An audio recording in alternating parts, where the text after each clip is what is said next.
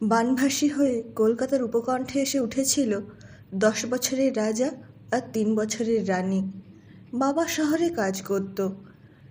মা বানের জল ভেঙে ওদের স্টেশনে পৌঁছে দিয়ে শেষবারের জন্য বাড়ি গেছিল, যদি আর কিছু বাঁচানো যায়। কিন্তু এত ভালো সাঁতার জানা মা আর ফিরে আসেনি। 4 দিন বন্যাত্রাণ শিবিরে মায়ের অপেক্ষায় থেকে অনেক বড় হয়ে গিয়েছিল রাজা। বোনকে নিয়ে কলকাতায় এলেই বাবার খোঁজ পাবে, এই আশায় ট্রেনে চড়ে বসেছিল। কিন্তু মালদার এক গ্রামের ছেলেটা বোঝেনি, শহর কলকাতায় এভাবে কাউকে পাওয়া যায় না। অনেক ঘাটের জল খেয়ে এক পার্কের মালির কাছে আশ্রয় পেয়েছিল কচি প্রাণ দুটি। ছোট্ট পার্কের একপাশে ক্লাব ঘর, তার পেছনে বাঁশের বেড়ার ঘরে মালি কাকু ওদের নিয়ে তুলেছিল। ক্লাব ঘরটা আর পার্কটা পরিষ্কার রাখা আর গাছ লাগানোয় সাহায্য করত 2 ভাই বোন। আধ পেটা সেদ্ধ খেয়ে না খেয়ে দিন কাটছিল কোনো রকমে। সেদিন ক্লাব ঘরটা খুব সুন্দর করে সাজানো হচ্ছিল বেলুন আর রঙিন কাগজ দিয়ে। ক্লাবের সেক্রেটারির ছেলের জন্মদিন। এসব অনুষ্ঠানে ক্লাব ঘর ও পার্ক ভাড়া দেওয়া হয়ে থাকে। ছোট্ট রানী অবাক হয়ে সব দেখছিল। ভালো ভালো রান্নার গন্ধে শিশু দুটির মনে পড়ে যাচ্ছিল বাড়ির কথা, মায়ের কথা। ছোট্ট রানীকে তার দাদা সারাদিন বুঝিয়েছে আজ তারা পেট ভরে ভালো ভালো খাবার পাবে। যদিও মালিকাকু বলেছিল সন্ধ্যের পর ওরা যেন আর ওদিক পানে না যায়, সব অতিথিরা আসবে তখন। সে নিজেই রাতের খাবার নিয়ে আসবে। কিন্তু কৌতূহলী শিশু মনকে বেঁধে রাখা কি যায় যেখানে এত আনন্দ আর প্রলোভনের হাতছানি?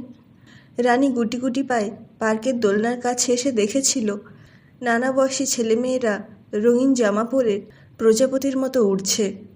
বেলুনে সাজানো টেবিলে একটা আস্ত পার্কের মডেলের কেক, এমনটা ওরা আগে দেখেনি। উপহারের সমারোহ আর ফিরতি উপহারের বাহুলতা, কত রং বেরঙের পানীয় আর কত রকমারি খাবারের আয়োজন। রানী দাদাকে বলেছিল এমন জন্মদিন তাদের কেন হয় না। রাজা বোনকে ডাকতে এসে হারিয়ে গেছিল এই আজব দুনিয়ায়। সম্বিত ফিরল বোনের কান্নায়। বোনকে চড় মেরেছে একটা লোক। অপরাধ, বোন একটা উড়ে আসা বড় বেলুন কুড়িয়ে নিয়েছিল। মুহূর্তে ভিড় জমে উঠেছিল। সেই ভিড় ঠেলে ঢুকতেই কিল চড়ের বৃষ্টি নেমে এসেছিল রাজার ওপর। অভিযোগ ছিল চুরির। 10 বছরের রাজা রানীকে আড়াল করে রেখেছিল যতক্ষণ জ্ঞান ছিল। ভালো খাবার আর খাওয়া হয়নি রাজা রানীর। মালি কাকা নোংরা ফেলার ভ্যানে করে দুজনকে নিয়ে হাসপাতালে ছুটেছিল ক্যাটারিংয়ের একটা ছেলের সাথে। রানীর আঘাত গুরুতর না হলেও ভয়ে কেমন হয়ে গিয়েছিল একরত্তি মেয়েটা। হ্যামারেজের থেকে রাজার এসেছিল ধুম জ্বর। জ্বরের ঘরেও দেখছিল বোনের জন্মদিন হচ্ছে বড় করে। বাবা শহর থেকে একটা পার্ক মডেলের কেক নিয়ে এসেছে, কত উপহার আর বেলুনের ছড়াছড়ি। রানীকে ঠিক পরীর মতো লাগছিল। শেষ রাতে জ্বরের ঘরে ভুল বকছিল রাজা।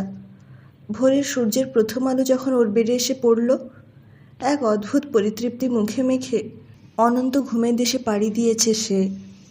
সদ্য অনাথ রানীকে নিয়ে ক্যানিংয়ের লোকালে উঠে বসেছিল মালি অমল।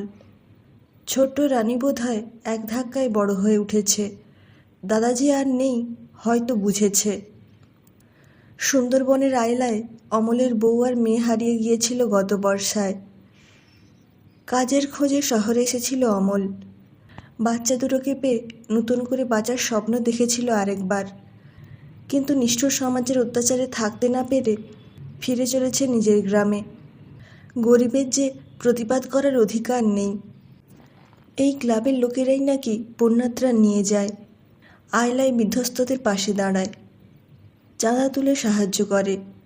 ছোট রানীর মুখটা দেখে নিজের মেয়ে রাধার কথা মনে পড়ে যাচ্ছিল বারে বারে। দিনটা যে তার মেয়ে রাধার জন্মদিন।